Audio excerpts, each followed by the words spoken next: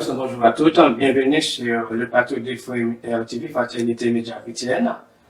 Donc, par la courtoisie divine, aujourd'hui, nous sommes le samedi 15 février 2025, à l'aube du bicentenaire de l'ordonnance du roi Charles X, du 7 avril 1825, 17 avril 2025. Nous avons l'occasion de l'honneur même de recevoir sur ce plateau M. Jean-Claude Biffard et M. Jean-Marie Théoda. Pour les deux co-auteurs d'un ouvrage très important, qu'il faut vraiment lire, Haïti France, les chaînes de la dette, rapport macro, 1825. Il ne faut pas hésiter, c'est très bien. Ces deux messieurs sont là pour nous éclairer sur la dette de l'indépendance et ses conséquences pour Haïti. Il y a aussi M. Wilson, qui est là aussi, qui est professeur, qui est aussi écrivain. On en parlera tout à l'heure. Donc, bonjour M. Biffard. Bonjour M. Théoda. Bonjour. Bonjour, Pasteur. Monsieur Biffard, vous êtes ingénieur des arts et métiers, spécialiste des questions financières. Vous avez une maîtrise en administration des affaires de la prestigieuse École de hautes études en commercial. Vous êtes un membre fondateur avec M. Théoda, Association Haïti Patrimoine. Vous êtes aussi membre de l'association Haïti Futur, avec association dirigée par votre femme, Madame Lucette Biffard. Monsieur Théoda, vous êtes géographe, agrégé et docteur en géographie, membre de conférence à l'université Paris 1 Panthéon-Sorbonne. Vous avez aussi une licence en philosophie. Vous êtes ancien enseignant-chercheur à l'université d'État d'Haïti, ancien président du campus Henri-Christophe de Limonade, Université d'État d'Haïti, et vous êtes aussi, vous dirigez maintenant l'Institut de géographie en France. Et je vous laisse compléter le reste. Je ne peux pas tout dire de vous parce que c'est tellement chargé, vous avez un cursus tellement fourni, je ne peux pas tout dire ici. Vous êtes aussi auteur de plusieurs ouvrages, dont deux que vous avez écrits en temps de presque avec M. Biffard. Donc, vous avez écrit avec M. Biffard après Vestiaire, Haïti, épopée d'une nation. Haïti, après Vestiaire, Haïti, épopée des nations avec M. Biffard. Et le deuxième livre que j'ai présenté tout à l'heure, Haïti France, les chaînes de la dette, rapport macro. Docteur Labossière, qui va dialoguer avec vous tout à l'heure, il est aussi auteur de deux ouvrages. D'abord, Agro-Business, responsable et souveraineté alimentaire en Haïti. Voilà. Un deuxième bouquin aussi, Marketing de la diversité, du marketing affinitaire au marketing ethnique. Ça, c'est écrit par le professeur et docteur en sciences administratives, en sciences d'administration, le professeur Labossière. Donc, quant à moi, je suis pasteur de cours, je suis encore ravi de vous recevoir sur ce plateau.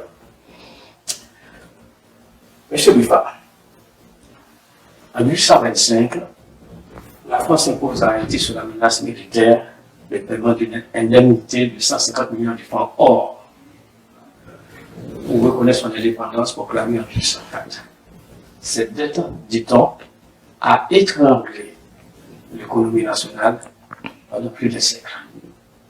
En 2025, le Comité national haïtien pour les restitutions et réparations réclame la restitution de cette rançon. Elle estime le montant, il estime plutôt, le Comité national, estime le montant de cette rançon à peu près entre 21 et 115 milliards selon le New York Times. Mais selon le livre, à peu près d'après M. Piketty, 30 milliards. Pas de 30 millions, c'est 21 à 115 milliards d'après le New York Times. Et pour M. Piketty, dans ce bouquin, avec moi 30 milliards. Monsieur Tifa, aujourd'hui, qu'avez-vous à nous dire de l'ordonnance de Charles X, du roi Charles X en 1825, et aussi de ce personnage, ou bien sûr ce personnage, Baron Mako, inconnu de la société haïtienne, pourtant qui a eu un rôle important dans cette affaire, parce qu'il était chargé par le roi Charles X d'aller négocier en Haïti avec le président Boyer, le président haïtien Boyer, Jean-Pierre Boyer. Alors, on vous écoute, monsieur Boufard. Alors, effectivement, le baron Mako est peu connu en Haïti, mais il est encore moins connu en France. Voilà. Et c'est, comme on l'avait présenté tout à l'heure, vous avez oublié de dire que je suis aussi collectionneur. Et dans une vente aux enchères, je suis tombé sur le rapport de Mako qu'il avait fait. Et une copie de ce rapport qui avait été faite pour le ministre de la Guerre de l'époque. Et ce rapport est bien caché aux archives nationales françaises, il n'a jamais été édité, il est resté sous forme de microfilm relativement illisible, et en Haïti il était aussi assez peu connu. Voilà. Donc on s'est dit, il faut qu'on publie. L'intérêt de ce rapport, c'est que c'est un militaire français qui écrit à son ministre, donc c'est un rapport qui n'a pas vocation à être public, mais où on peut s'exprimer librement sur les intentions que l'on a sur la question. Et là, ce rapport est relativement édifiant, puisque on voit comment la France va essayer de transformer une situation coloniale en une situation post-coloniale, et quels sont les moyens qu'elle va utiliser pour y arriver. Alors, effectivement, vous parliez de l'évaluation de cette dette, hein, qui est évaluée, enfin, qui était jusqu'à présent évaluée entre 20 et 30 milliards d'euros ou de dollars, hein, et qui a même été poussée plus loin par l'enquête du New York Times. La question n'est pas simplement un coût, mais d'actualiser, je dirais, ce qui a été versé, mais il y a aussi beaucoup d'autres éléments qui sont éclairés par ce rapport. C'est comment la France va réussir à mettre son emprise sur Haïti et la ligoter. Et comment Haïti va finalement, tout au XIXe siècle, rester un État militaire et un État où la corruption va être également importante. Alors, comment ces éléments-là qui ne sont pas calculables ont joué, c'est que à partir du moment où la France exige un remboursement, mais ne se donne pas les moyens, ne donne pas les moyens à Haïti de rembourser, puisqu'elle demande en même temps à Haïti de diviser les frais de douane de la France par deux, donc elle prive Haïti de la moitié de ses ressources, et elle ne reconnaît l'indépendance que si Haïti paye. C'est-à-dire qu'elle se donne le droit aussi de réenvahir l'île si elle considère que Haïti n'a pas souscrit à ses obligations. Donc Haïti est prisonnière, elle ne peut pas rembourser puisqu'on la prive des moyens de remboursement. Elle ne peut pas se priver de son armée puisqu'elle doit faire face à un retour potentiel des Français. Et en gardant une armée importante, elle ne peut pas investir dans l'éducation et les infrastructures. Et on est dans un piège qui se referme sur Haïti et qui se referme finalement, je dirais, ça devient du perdant-perdant au final. Le plus gros perdant étant bien sûr Haïti, qui va rater, je dirais, tout le développement qu'elle aurait pu imaginer, à l'instar de l'Amérique latine. C'est ce que étudie l'enquête du New York Times. Voilà. Donc, c'est un rapport quand même fondamental, et c'était pour nous important de le publier, et aussi de demander à différents auteurs, donc 2 Français et 2 Haïtiens ou Haïtiennes, de commenter ce rapport et de le situer dans l'époque d'il y a 2 siècles. Parce que c'est très difficile aujourd'hui de savoir qu'est-ce qui se passait il y a 2 siècles, qui était Charles X, quelle était la situation actuelle. Alors, un petit mot sur Charles X, c'est un des rois les plus réactionnaires que la France ait connu. Il a quitté la France dès 1789, hein, c'est le frère de Louis XVI, et lui ne reconnaît pas la Révolution française. Donc, c'est effectivement la période de restauration, on fait comme si la Révolution française n'avait pas existé, et pour lui, la Révolution sœur, qui est la Révolution haïtienne, n'a pas non plus existé. Voilà, donc c'est un roi réactionnaire, mais qui est privé de moyens de retourner en Haïti, d'où, je dirais, une reconnaissance, je dirais, d'une indépendance déjà acquise contre une rançon. Et je pense que cette question a été plus largement étudiée par Jean-Marie. Merci, M. Bouffard. M. Théoda. Vous venez d'entendre M. Bouffard. Ils ont fait un petit topo de l'ordonnance et aussi de M. Baron-Marco. Donc, dans cet ouvrage, vous parlez de jubilation de deux parties signataires. L'officier de la marine haïtienne, M. Marco, et le président Boyer. Mission, parce que je l'ai, bien accomplie.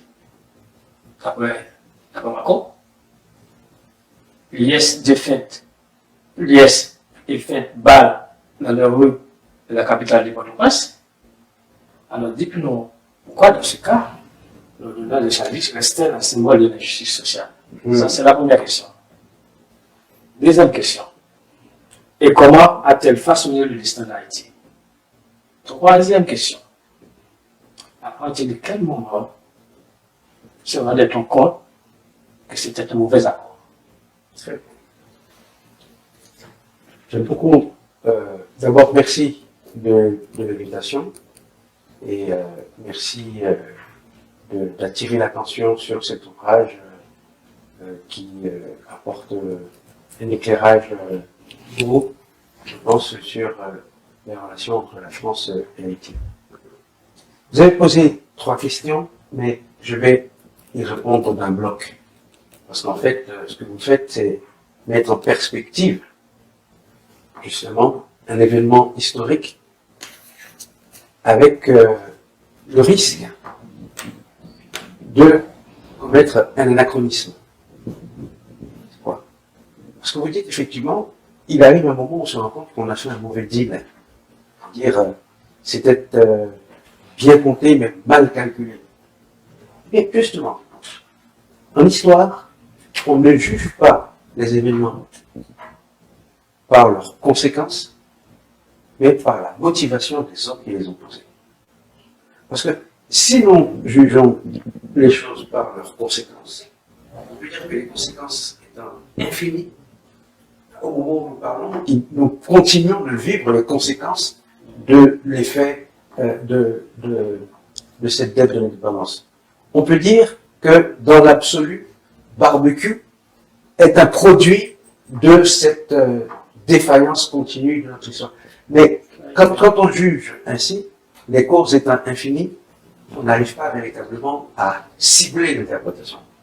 Donc c'est pour ça que notre approche, tous les deux, consiste à nous remettre dans le contexte de 1825 et se dire quelle est la valeur de cet accord au moment où, en 1825, l'escadre française se présente à la baie de Port-au-Prince et impose donc au président Boyer et à son gouvernement la signature d'une ordonnance déjà signée par la France.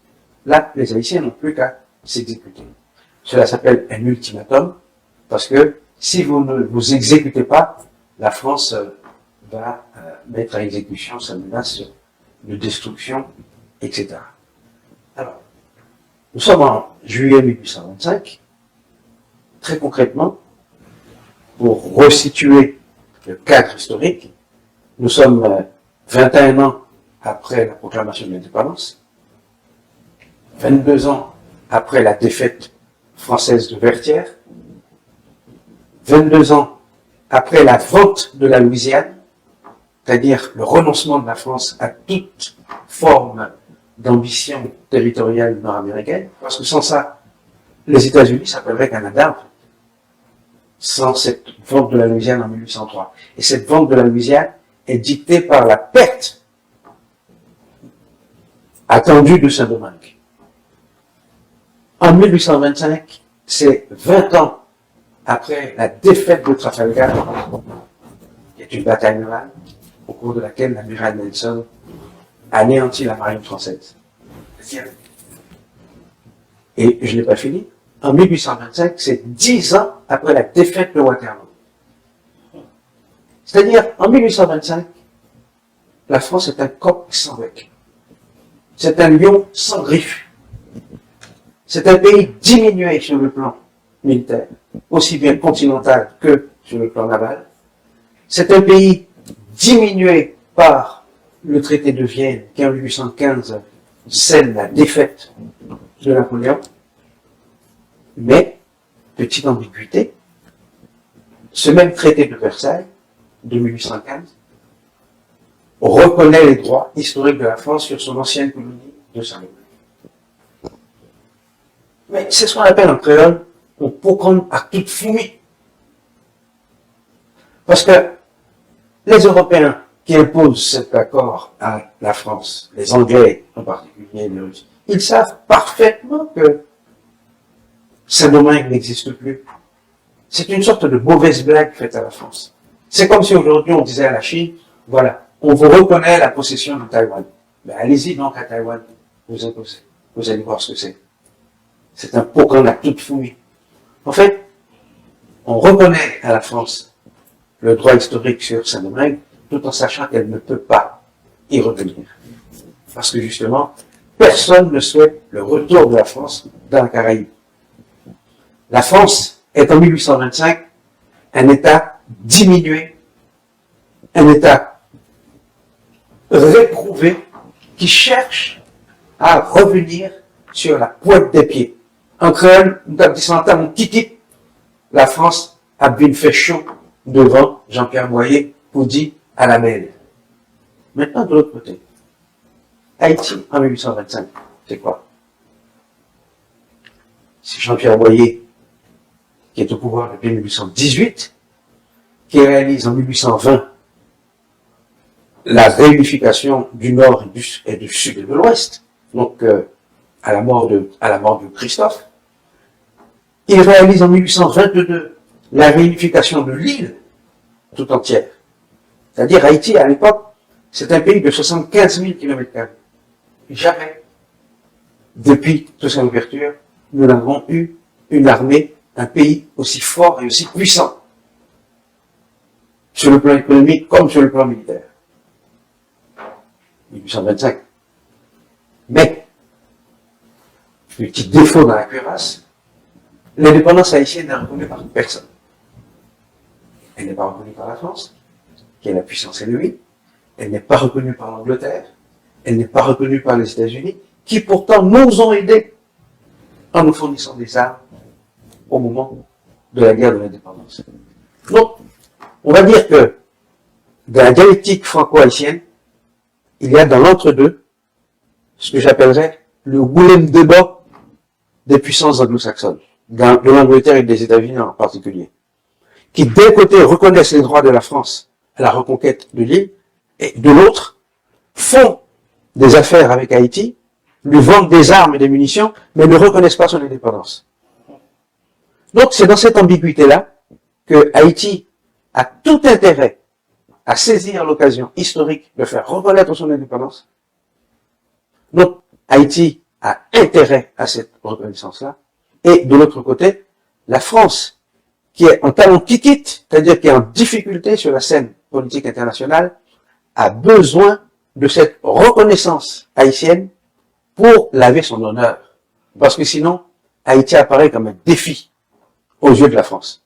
C'est-à-dire une colonie rebelle qui proclame son indépendance et qu'on n'est pas capable de ramener à l'ordre. C'est exactement et symétriquement l'attitude de Xi Jinping aujourd'hui vis-à-vis de Taïwan.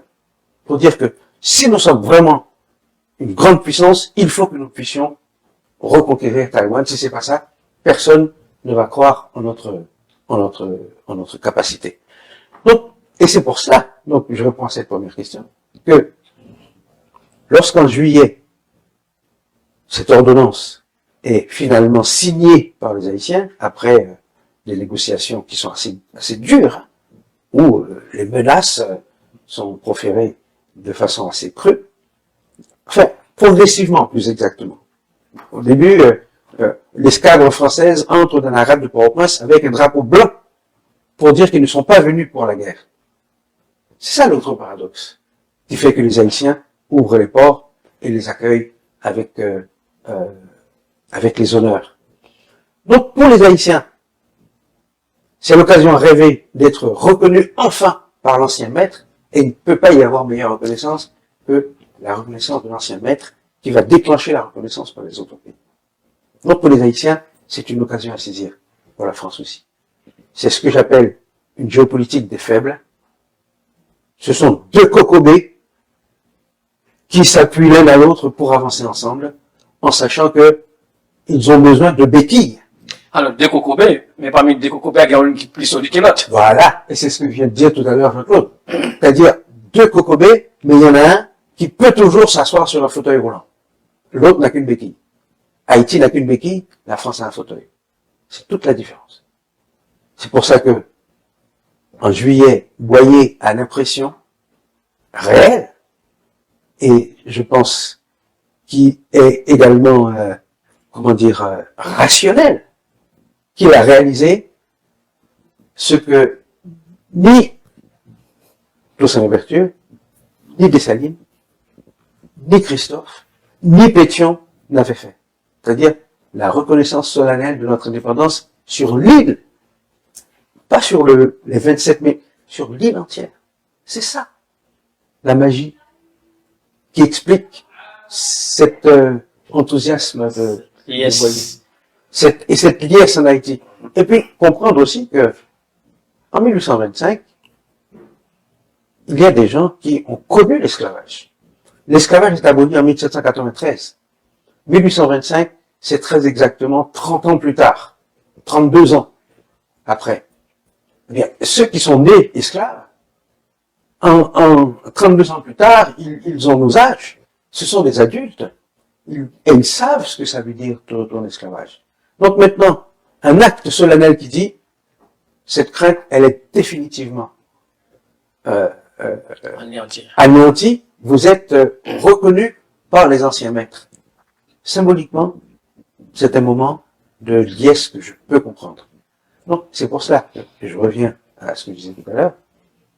Il faut en histoire éviter le piège de l'anachronisme qui consiste à juger les choses par leurs conséquences aujourd'hui et ne pas voir quelle était leur signification au moment où ces actes ont été commis.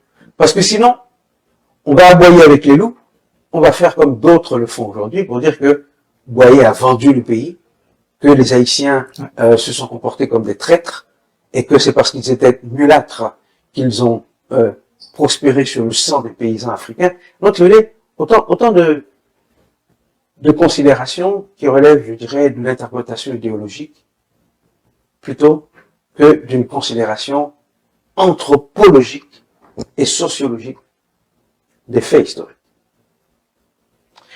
Merci, monsieur Bouffard. Je crois que professeur Lambossé a Moi, c'est sûr. On va faire ça. Après.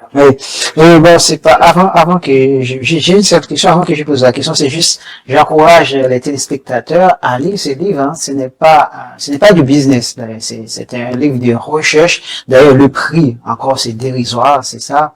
On sait que les chercheurs font des choses pour mettre à la disponibilité de la société. Ce n'est pas cher déjà, c'est 12 €. Si c'était un roman, ça allait coûter 25-30 €, c'est seulement 12 €. Et en plus du livre, il y a déjà un petit film qui s'appelle À nous chercher Boyer en créole. Et ce film a été diffusé sur la plateforme Radio Passion Culturelle. C'est disponible, hein. Il faut aller regarder ces films, comme ça vous permet d'apprendre pas mal de choses. Et moi, je continue à apprendre, c'est toujours un plaisir. Moi, j'ai une question, c'est par rapport à la scène de l'IS. Si on compare maintenant avec le cessez-le-feu à Gaza, bon, sur le plan idéologique, est-ce que ce n'est pas la même situation qui s'est reproduite? La liesse à Gaza. Oui, la scène de l'IS à Gaza. Oh, je pense que toutes les scènes de joie se ressemblent, mais ce sont les motivations qui ne sont pas les mêmes. Et il n'y a pas de symétrie géométrique entre Haïti et Gaza, si ce n'est que ce sont deux peuples effectivement qui ont souffert, qui continuent de souffrir, et qui sont soumis à l'arrogance d'un peuple plus puissant. Mais en l'occurrence, nous sommes en train de parler de gens qui ont subi un siège, une guerre sanglante qui a fait plusieurs dizaines de milliers de morts. Donc c'est une situation, je dirais, post-traumatique, tandis que dans le cas de Port-au-Prince, en juillet 1825, c'est une, je dirais, c'est une joie presque organisée. C'est le gouvernement qui ordonne, pour ainsi dire, aux gens de fêter, et ça se passe surtout dans les chancelleries et dans les ambassades, enfin, dans les, il n'y a pas d'ambassade à l'époque, ça se passe surtout, on va dire, dans les ministères et dans les bureaux de l'État, au Champ de Mars en particulier, mais il ne s'agit pas non plus d'une explosion de joie populaire. D'ailleurs, il y a des gens qui se sont opposés à cette issue. Il faut rappeler, comme le fait très bien Carlo Celius, que il y a eu un traitement tout à fait différent des émissaires français de la part de Henri Christophe lorsqu'ils sont arrivés. Oui. Hein? Il les a plutôt malmenés. Il y en a même un qui a laissé la vie, arrêté, mis en prison et finalement empoisonné. Donc, il n'y a pas une sorte d'unanimité haïtienne non plus autour de la question, parce que le coût est élevé. Deux, il y a quand même une certaine comment dire, humiliation à se voir octroyer une indépendance que l'on a conquise sur le champ de bataille. Et c'est là que la différence d'option, de vision entre Christophe et Boyer mérite d'être soulignée. Mais disons que, à considérer l'enjeu de la reconnaissance, c'est de ça qu'il s'agit. Je pense que Boyer a fait un bon choix. La différence, ce que l'on peut lui reprocher, c'est le prix. C'est le prix qui est associé. Parce que dans l'absolu, on aurait pu dire que si la signature n'était pas assortie du versement d'une rançon, tout le monde aurait dit, mais ils ont fait un bon deal. La reconnaissance de l'indépendance d'Haïti par la France ouvre la voie à la reconnaissance par les autres pays et à la pleine souveraineté d'Haïti. Alors, son pays, est-ce qu'il avait peur ou bien, à l'époque, il n'y avait pas de diffusion, de vulgarisation des informations de ce qui se passe à Paris, hein? À Paris, on sait que tout ce qui a été fait, surtout, quelqu'un comme Charles X, c'est le dernier Bourbon qui revient après la Révolution française, je me demande, et sans oublier les traités de Versailles sur la pète de la guerre, les guerres par Napoléon, tout ça. Je me demande, est-ce que à Port-au-Prince, hein, les dirigeants de l'époque n'étaient pas au courant de ce qui se passe? Pourquoi ils ont accepté déjà d'accepter de ne pas se faire envahir par la France, d'une part, et aussi de signer cet accord-là pour payer cette somme? On dit, avec des si, on mettrait Paris en bouteille. Oui, c'est vrai. Donc, on ne doit pas refaire l'histoire, mais on peut cependant formuler des hypothèses et se demander, est-ce que Boyer était obligé de signer? Non. Dans l'absolu, non. Il aurait pu dire, non, je ne signe pas. Et dans ce cas, qu'est-ce qui se fait? C'est-à-dire, essayons de considérer le scénario. Le scénario où Haïti dise, non, nous, on ne signe pas.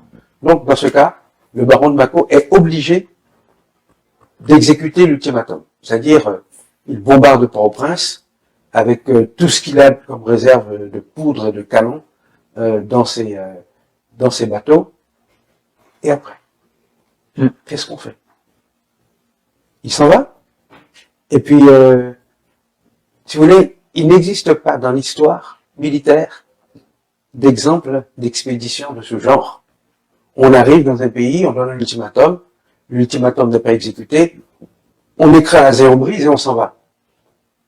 Aucun état-major ne réagit de cette façon-là. Parce qu'on va vous dire au final, cette guerre, elle vous a rapporté quoi exactement? Vous êtes allé là-bas juste pour casser, briser, en sachant, que ça ne vous donne aucun avantage sur le territoire, deux, ça ruine toutes vos chances d'obtenir ce que vous demandiez avant. Et c'est pour ça qu'il faut comprendre le plaisir de baron de Mako exprimé dans son rapport, où on sabre le champagne à mort parce que il a obtenu exactement ce qu'il voulait sans tirer un seul coup de fusil. C'est ce qu'on appelle une guerre parfaite. La guerre parfaite, c'est celle qui vous donne ce que vous vouliez avec 0 mort, 0 décès. Guerre parfaite. Monsieur Bouffa, vous vouliez ajouter quelque chose tout à l'heure? Oui, alors, je pense que Jean-Marie a bien expliqué la situation globale. Et après, lorsqu'on rentre dans le détail, est-ce que Boyer était représentatif de tous les intérêts haïtiens? Alors, je pense que il y avait une différence notoire entre le gouvernement de l'époque, qui était d'ailleurs plus dans la capitale, hein, à Port-au-Prince, alors que la paysannerie, elle, était sur tout le territoire. Donc, ceux qui pouvaient avoir peur de la menace des bombardements étaient plutôt les Port-au-Prinциens, mais pas ceux qui habitaient, je dirais, à la campagne, etc. savaient très bien que les Français ne pourraient jamais rentrer dans le pays. Et toute la défense d'Haïti à l'époque était basée sur laissons-les rentrer et par la guérilla et par la méconnaissance du terrain, nous viendrons au final à bout de n'importe quelle armée, je dirais, européenne. Donc, Boyer sentait que la menace pesait sur Port-au-Prince, mais elle ne pesait pas sur Haïti en général. Mais lui, il habitait à Port-au-Prince. Voilà. D'ailleurs, en 1830, c'est là où il y a la création de la ville de Pétionville, hein, qui est au-dessus, justement pour éloigner, je dirais, le centre de la bourgeoisie à l'abri des canons de la rade de Port-au-Prince. Alors, la deuxième chose, c'est que la reconnaissance de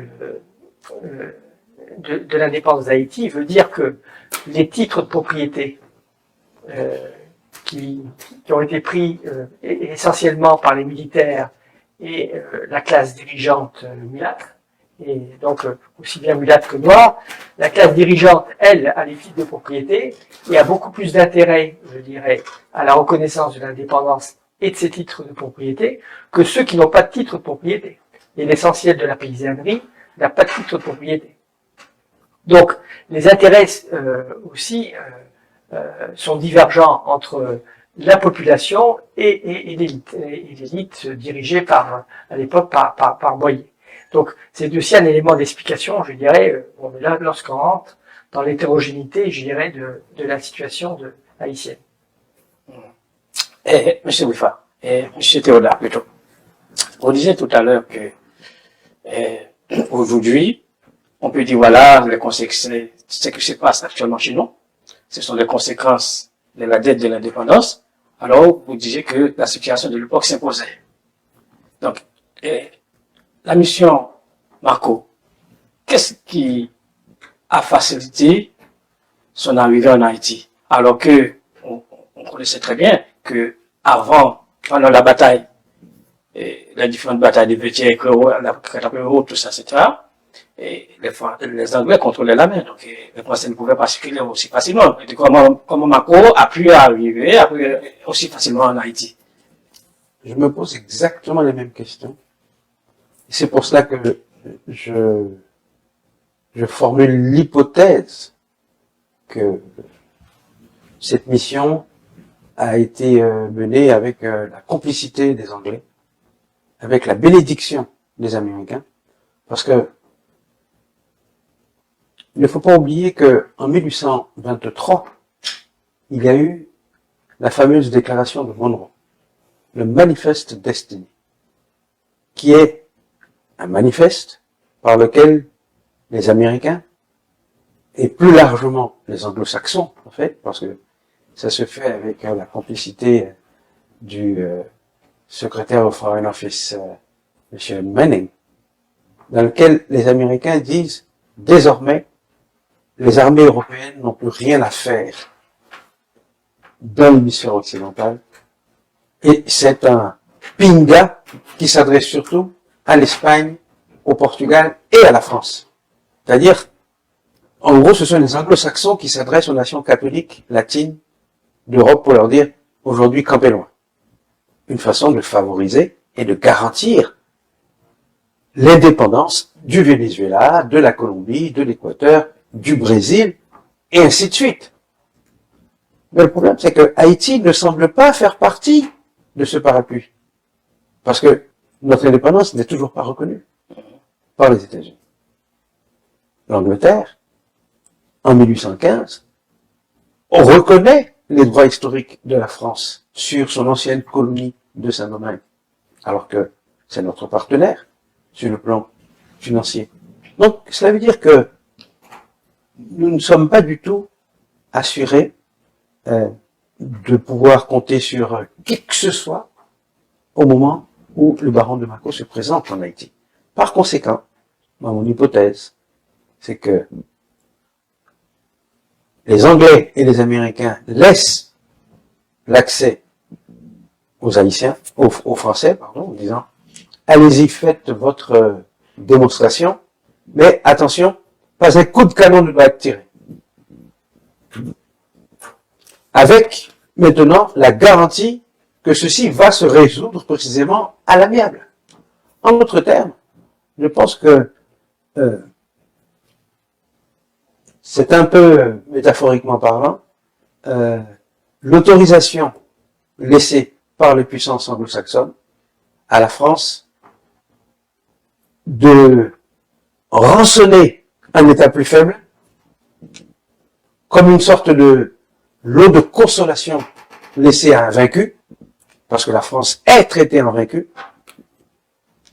mais au détriment d'une nation plus faible. C'est ce que j'appellerais un complot entre les puissants pour humilier un plus faible.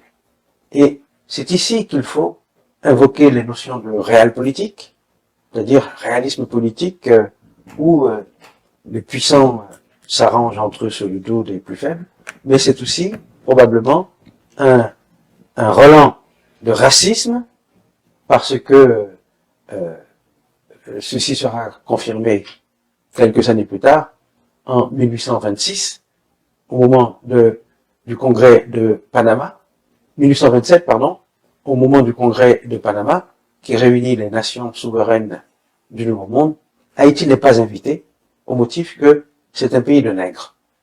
Donc, cette mission est rendue possible par la coalition du puissant et par un consensus d'États racistes qui ne comprennent pas que Haïti soit un État souverain.